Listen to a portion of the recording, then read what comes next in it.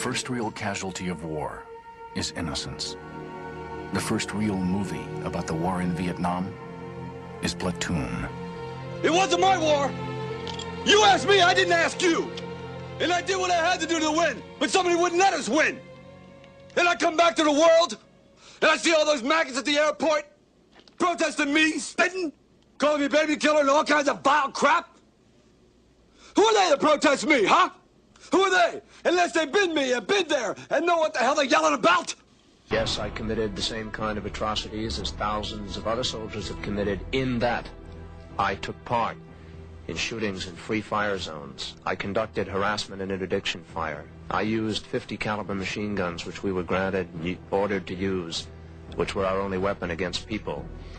I took part in search and destroy missions, in the burning of villages. I love the smell of napalm in the morning. It smells like victory.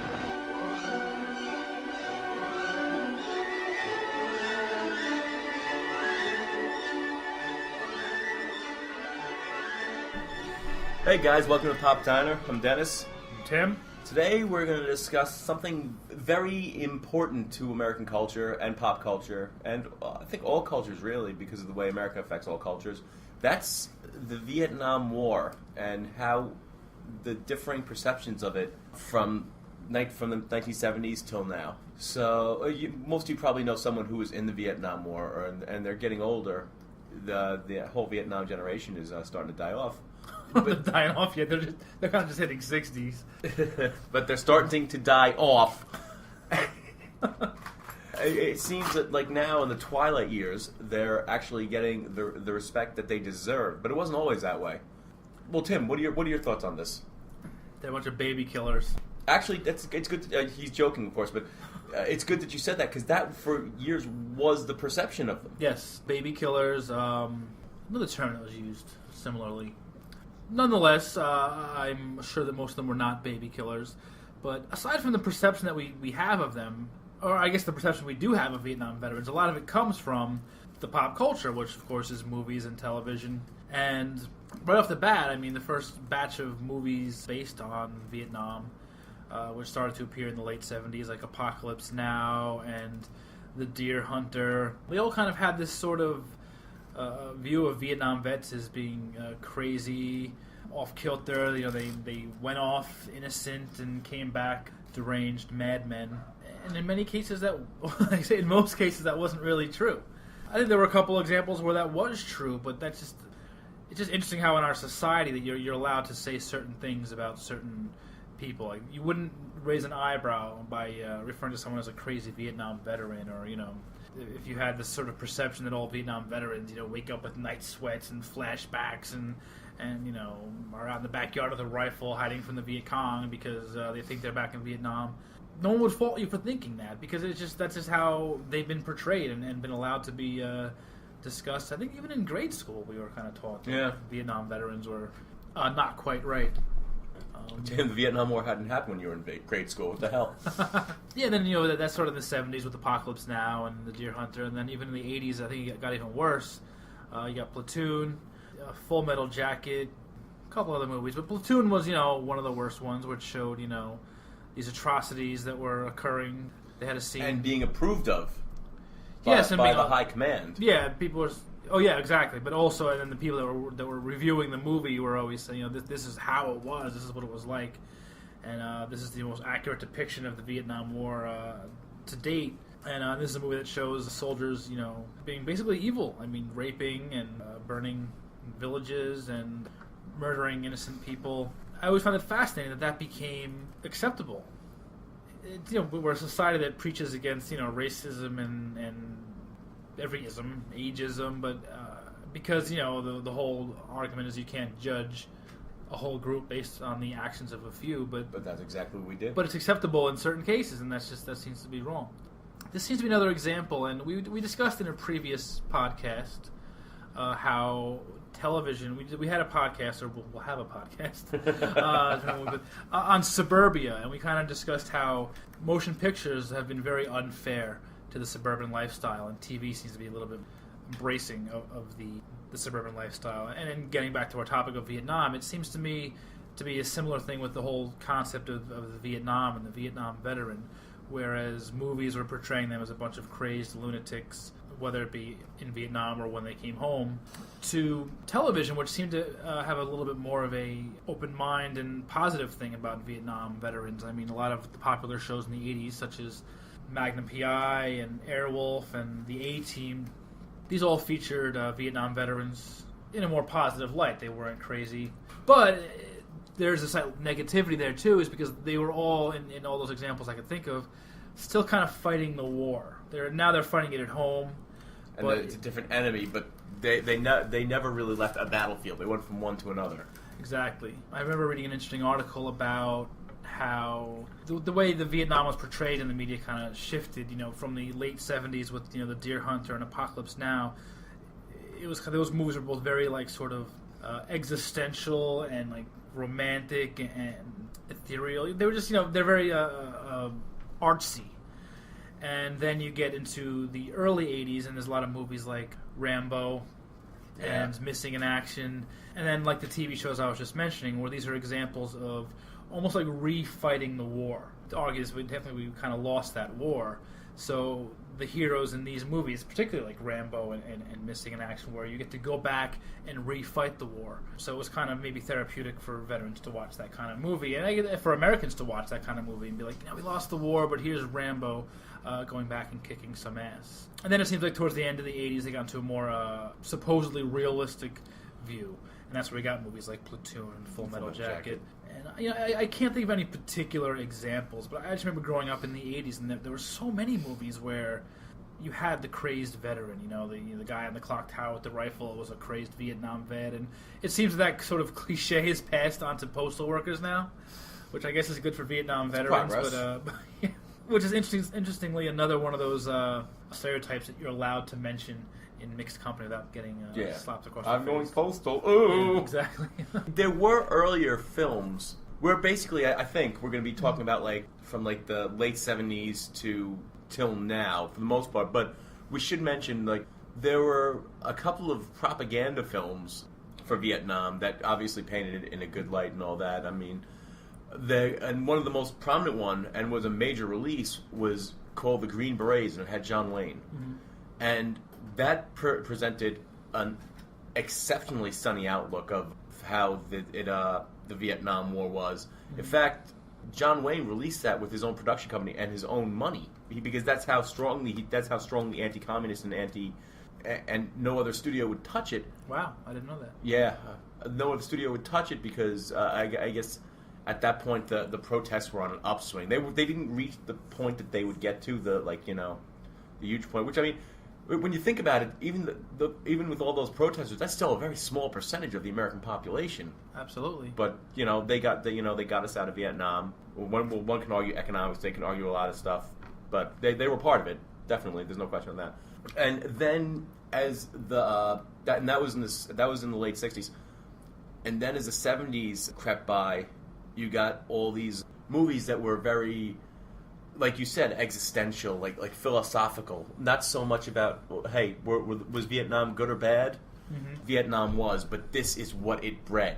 Yes. Where the madness and the insanity. So, and the three brothers and the Deer Hunter, Rambo especially. I mean, Rambo. The book came out I think maybe a full decade before the movie. In the book, it was pretty much the same thing, but it didn't have the happy ending. Rambo dies at the end of the first. The we keep saying Rambo. I guess we're referring to First Blood. Yeah, I should say that. Which the character was John Rambo, and then by the second movie, the movie was just called Rambo. But it's interesting, even the concept of First Blood, the first movie was just that Vietnam veterans were on the brink of psychosis, I guess, and that was just an example of he was just pushed too far. So it's kind of not a revenge film, but you sympathize with him in the movie. I haven't seen it in years. I would argue that it is a revenge film. Well, one of the quotes from it is at the end of it, at the end of the movie, he says to Troutman, Colonel Troutman, he's just like, "You guys drew first blood. This isn't me. I came back. I tried to assimilate, and no one would let me. This is your fault, not mine." You being the government, maybe even society, but that's the whole point of the movie. This is you did this, not me. And that was, I guess that's the kind of the nadir of film perceptions, because here's Rambo running around crazy and killing people. Well, even like when it's supposed to be like a positive, like a likable character, like look at Mel Gibson's character in Lethal Weapon. Here is a character you are supposed to like. Yeah. He is the protagonist of the movie, but he's also, you know, it's played for comic relief, but he's also very unhinged and on the edge, and but he is a Vietnam. I don't know if I said he's obviously a Vietnam veteran in the movie. But it's interesting. That's a very interesting case, because that's not what made him go crazy. What was that? His wife got murdered. That's what drove him over the edge. He was in Vietnam, then he came back, and then he did a whole bunch of, you know, he was a cop and he was working narcs, and it comes out in the second movie. The bad guy in the second movie actually had a hand in killing his first wife and his then current girlfriend. But that in that particular movie, he did come back a very well-adjusted guy, got married, and then his wife got killed, and that's what drove him over the edge. But that's like, you know, I love that movie, so I've seen it a lot of times. And it took me a while to actually see that. So your argument is valid. Like, most people do perceive his craziness as coming from Vietnam, but in the original conception, it really it's not. So why even make the character a Vietnam veteran? Why is it, if it's not really? And I'm glad you pointed that out. Why do you think the writers put that in there? Well, he's very proficient at weapons, and not just police weapons. He's got a great knowledge of all sorts of weapons. The martial arts that he does like through the movie, just his toughness. And I'm just, you know, conjecturing here. It would make sense that he would have learned that in Vietnam, especially if he was special forces. And actually, the bad guy in Lethal Weapon, Mr. Joshua, not the main bad guy, but the henchman, it's the Gary Busey Busey. The reason they know that something's going on with the special forces, because the whole drug deal and all that, because Murtaugh and not the bad guy, but the guy the bad guys killed, Murtaugh was in his unit in Vietnam. Okay, I forgot about that. Yeah, and that's where all the drugs and stuff came from. Interesting. And one of the kids saw a tattoo on the bad guy's arm, and it was a special forces tattoo. I remember that. Okay, it's coming back to me. I haven't seen that in a while. To shift a little bit in a different direction, it's interesting how there is this sort of perception of Vietnam veterans, and in some cases accurate. I mean, obviously a lot of guys came back from that war suffering from post-traumatic stress. But the thing is that people associate that term with the Vietnam War and Vietnam veterans. It's kind of been glossed over with other wars. Like, we tend to think that Vietnam was this dirty, gritty, you know, war, and they saw all sorts of, you know, horrible things, which they did. And I think because Vietnam was televised, you know, in prime time, that people can kind of relate to that. And when you look back at World War II, which was also just as gritty and horrible, but World War II has a sort of mythic sort of. We look back at World War II with, you know, bright eyes, and, you know, that was a great time in history, you know, the greatest generation, you know, we all banded together and fought this war, but no one really talks about the World War II veterans coming home with post-traumatic stress, and, you know, people became, you know, they were alcoholics or went in therapy for, you know, whatever they saw. And why do you think that is? I mean, well, I think because A, the media was easier to control at that point. A, B, there probably was not that much post-traumatic stress. I'm sure there was, mind you, but I don't think it was the same order. I mean, these people were coming home, the Vietnam vets, to you know, everyone agreed, kill the Huns, get the Germans, screw them. But Vietnam, and even if it wasn't the majority of people, a lot of people, a vocal amount of people, were, oh, this is horrible, you know, you guys are baby killers, you know, spitting on in airports and stuff like that. And that probably had just, if not more, effect on their state of mind. Well, I think there's a couple things that you say that are correct and some that I think are incorrect. I think we've gotten more psychoanalytical in recent history, and I'm even referring to the 70s as recent, especially someone your age. But the idea of someone having a a problem. Like I don't think the term post-traumatic stress, I think I'm wrong here, even existed after World War II. I don't think it even existed after Vietnam. I Yeah, think it that was kinda after the Gulf War Yeah, I think it came about after that in the 90s. So it was kind of common to just not talk about things. World War II, that generation. I mean, you'd probably be hard pressed to find someone whose grandfather is really willing to talk about it. I've known people whose grandfathers were at Normandy, and they don't want to talk about it. And I think with the Vietnam veterans, a lot of them didn't want to talk about it either. But now we live in a society that's like, let's talk it out. Let's get to the root of this. So I think that a lot of things are dredged up now, and they weren't for the World War II generation. But so basically, I disagree with you on whether they had post-traumatic stress or not. I'm sure that was just as stressful for the World War II veterans. But on the other hand, there were a lot of elements at home that, like you said, that were different. Aside from, basically, I mean, looking at the actions at home. I mean, here you had even soldiers who were in Vietnam were aware that back home there were a lot of people protesting the war on college campuses, and that wasn't happening during World War II. And also, World War II was a pretty much cut and dry win-lose situation. We won World War II, and Vietnam wasn't. So there's like no kind of closure to that Vietnam War, and I feel like that could take a mental toll on somebody. And then I think just the media, like you said, it was easier to control the media back in the 1940s and 50s. And I don't know if it's necessarily that we were able to control the media. I think the media kind of controlled itself. And I don't think this is a good thing, but there was a certain it was okay to be very pro-American in the 40s and 50s, and after a while it came out of style to be pro-American, and actually became in style to be very critical of America. So that kind of changed as well. So now the media definitely had an agenda during World War II, and it was a positive American agenda. Let's band together. But I think also a lot of that had to do. The media did have an agenda, but I'm not sure if it was to push positive American values or anything like that. It was to not get shut down because we were at war, and the president and Congress had the power to do that. They could, like that, shut you down. With Vietnam, we never declared war, so technically, they couldn't do that. It's true, and of course Vietnam was a more controversial war than World War II in general. Should we have even been there? That's people were questioning with Vietnam. Not many people, though some were questioning that in World War II. But it's also worth noting that, I think if anything you could say about Vietnam that we've learned from it is that I think Vietnam veterans are finally gotten their due or are getting their due as having done a good job and aren't to be blamed for us being there in the first place. I feel like I'm not saying this from experience because I joke about being old, but I wasn't alive during Vietnam. Looking at today's wars, the war in Iraq, which technically is over, and Afghanistan is the one thing we've been, and even the media has been very strongly saying, is that we should not don't blame the soldiers. We support our troops. Whether you are against the war or for the war, we always support our troops.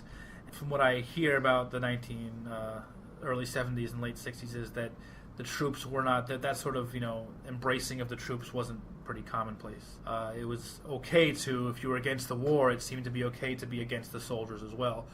Forgetting that many of these guys were drafted, which is interesting because now none of them were drafted. So if you're against the Iraq war, you're looking at the soldiers that chose to be there, where in Vietnam many of them did not. So it's kind of interesting how that shift took place. But yeah, I don't know, there you have it. So I think it'll be a scar on our history how we treated the Vietnam veterans unfairly. These were kids, right? 19. Yeah, they were young. And we should probably discuss some pop culture, though. Oh yeah. Sorry. Well, well, yeah. Go ahead. Well, oh no, you were going to discuss it. No, I'm kidding. There seemed to be a shift towards, I guess after Platoon, because there were a whole bunch the Vietnam War blew up. There's and there were through the late '80s, early '90s. Yeah, after Platoon was a huge hit, and won Best Picture and all that. And I think within 18 months of Platoon, that's when you had Full Metal Jacket, you had Hamburger Hill, and then on TV you had Tour of Duty, China Beach. So Vietnam became a very marketable product, I guess, for movies and television. It's sad to say it like that, but it's true. And but it seems like they were all very critical. None of them were sort of like fluff or tried to be fluff. I feel like you could make a World War II movie if you wanted to and just have it be a good adventure movie. Yeah. Vietnam, they always had to sort of take a side, possibly because Vietnam was still, wasn't that far back in history. We're talking about the 1980s now, so Vietnam would have only been 15 years. Not even, yeah. Still fresh in everybody's memory. Yeah. But there was a change in how it was portrayed. It went from being soldiers are evil to the government's evil, and they sold the poor soldiers out by not giving them this, not giving them that, like at China Beach and Tour of Duty and all that, which is actually very similar to after World War I, when the Germans blamed the businessmen and all that for causing them to surrender the war. So we kind of got that anti-government, but not anti-troop sort of thing going on through there. Mm-hmm. And it was it's also bizarre that, like, there was this glut, just the sheer glut. I mean, Tim, you grew up in, we're about the same age. You grew up in the... World War I talking about? You could not escape the Vietnam War. They had, like, actually, they finally had a welcome home rally, and what is that, like, after Platoon. It was probably 86, 87. Something like that. Yeah, they had a welcome home rally in 10, 15 years after they got home, but they had, like, some sort of appreciation. They put up the that Vietnam War monument in Washington. Yep. And all that. So I guess people realized their mistakes, and I think that, like, Oliver Stone and Kubrick and all those people that made those movies tangentially had something to do with it. Not by saying that the soldiers were good, not by saying, because they didn't, but by kind of bringing it into the public consciousness. For years, we kind of danced around Vietnam. Oh, Sonny Crockett from Miami Vice was in Vietnam. But we're not going to really mention that. Magnum was a Vietnam vet, but we're not going to mention that. It was kind of danced around, and like you said, with the ethereal, psychological movies they were making, it was still, no one dealt with, like, the fact that, hey, these guys are here, and we have been horrible to them. They fought a war they did not want to fight. The government had dragged them into it, and I think a lot of people started responding, like, when they saw Platoon, like, hey, that's not what it was like. We weren't monsters, and I think that's really what got the ball rolling. So, inadvertently, I would say Oliver Stone got the Vietnam veterans more respect. Although and himself an Oscar. So there seems to be, like, a certain, like... Inadvertently. It's like a split to it. Because, yeah, I mean, I think half of the population would see that and be, disgusted by it, the scenes in that movie. I mean, you're showing soldiers participating in rape and murder and presented it as fact, and so some people might see that and say, Vietnam veterans are all monsters, and like you said, the other half would see that and be like, this is unfair treatment. Yeah, this is crap. These guys. I think it'll take a little bit longer, because I think Platoon. I feel like it wasn't okay to talk about Vietnam veterans in a positive way until towards the later '90s, early 2000s. Well, yeah, but that was the germ. That's what you kind of kicked them. But hey, guys, wake up! This is what they're saying about us. Yeah, I guess the sort of Vietnam movies have kind of started to trickle out of the public's consciousness. There was a movie called We Were Soldiers, with another Mel Gibson movie, actually, which... was it in English? Yes. Wow. Yes, it was. Not in Aramaic. Which I think was a very positive sort of look at home life after the war with some soldiers. But then that movie was kind of accused of being flag-waving and stuff. So it's okay to rip people to shreds in a movie, but it's not okay to paint them in a positive light, or you'll be called, the worst of the worst, which is a flag waver. Heaven forbid. Rachel Maddow would not approve. Yeah, it's kind of a shame that people are kind of starting to see the error of their ways, how we treated the veterans, and it's almost a shame because it's like almost too late. We kind of mentioned jokingly in the beginning how the baby boomers are kind of past their heyday now. They're kind of handing over the reins to whatever that generation is between baby boomers and Generation Xers, if that exists. Yeah, it would have been nice for them to receive the recognition they deserved, in the 80s, when they were in their 30s and 40s, not now when they're retiring. And I mean, another thing that also could have happened to help the Vietnam veterans is 9/11. Because 9/11 pretty much wiped out any relevance Vietnam seemed to have on current history. Vietnam was like the last war, and like during the cushy 80s, at least for us that were young, that was and in the 90s, that was an era of we had no war. We never had our war. People in Generation X never had our war, and you would talk about previous wars like Vietnam and World War II, and then as soon as 9/11 happened, Vietnam suddenly didn't seem so important anymore. And so now it was okay to be like, oh yeah, Vietnam veterans, they were pretty cool after all. One thing we didn't really mention was a lot of the issues that the stigmas that people attached to Vietnam veterans, which was, the post-traumatic stress and the effects of Agent Orange, and homelessness and alcoholism, and none of them could keep their marriages together allegedly, this and that. There was some truth to that with a small percentage of people. So it's not like we should gloss over these facts of the sense of that there were soldiers that suffered these things, but in a small enough percentage that it shouldn't be any more relevant to say about soldiers of the Korean War, which we haven't mentioned, or World War II or World War I or the Civil War. I'm sure many Civil War veterans came home shell-shocked as well, and no one really talks about them, probably because that was 200 years ago. Gone with the Wind. 100 years ago, I'm sorry, 150. So yeah, well, anything else you want to add to this? Actually, just one thing. I know it applies to in general, but there was one character in 1974 who was completely deranged, and this is this is when the war's still going on. He was completely deranged Vietnam vet, and it was one of the first real portrayals of a completely deranged Vietnam vet, and that character's name was Frank Castle, also known as the Punisher. The comic book world jumped onto this way before anyone else, the whole derangement, and very early. The Punisher was a Vietnam vet who actually, much like Riggs in Lethal Weapon, saw his family killed in front of him by the mob, and snapped. And he was a special force. He was special forces. He was just very formidable, and he decided to use that for that way to kill villains, to kill criminals.